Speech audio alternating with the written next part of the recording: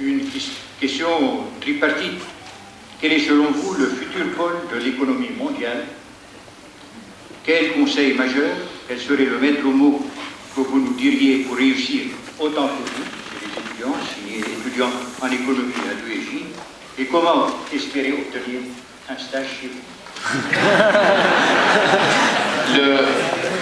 Alors, les pôles d'avenir, ils sont clairs. Hein. Ils sont clairs aujourd'hui, c'est-à-dire les technologies qui sont en train de pousser l'économie aujourd'hui, c'est d'abord tout ce qui concerne la communication, c'est évident, qui est en train de connaître une révolution dont on ne connaît pas encore tous les enjeux et toutes les conséquences.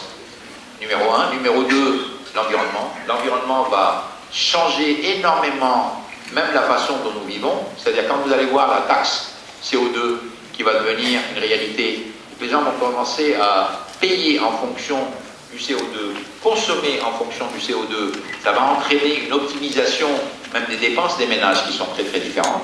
Vous avez de nouvelles technologies qui vont aller dans le sens de la limitation des émissions de CO2, qui sont des technologies nouvelles, qui vont vraiment avoir de profondes conséquences sur les technologies, sur les entreprises. Donc moi je dirais, 1, la communication, 2, l'environnement. Puis le troisième élément qui est le plus important aussi, qui va bouleverser ce qui est en train de se passer, c'est que une grande partie de la croissance mondiale va se faire dans les pays émergents.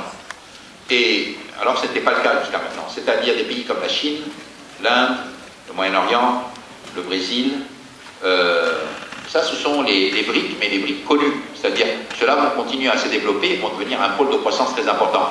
Mais ce qu'il faut intégrer, c'est la nouvelle génération de briques. Ce sont les pays qui viennent derrière.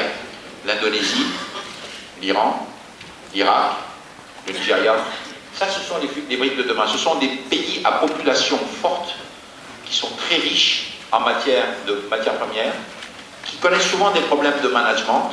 Mais on sait très bien que les problèmes de management, à un moment déterminé, sont traités. Regardez le cas de la Chine, regardez le cas de la Russie, regardez le cas de l'Inde, qui petit à petit sont en train de résoudre les problèmes du management, de l'économie, du management de pays, et qui vont devenir de très grandes puissances. Voilà.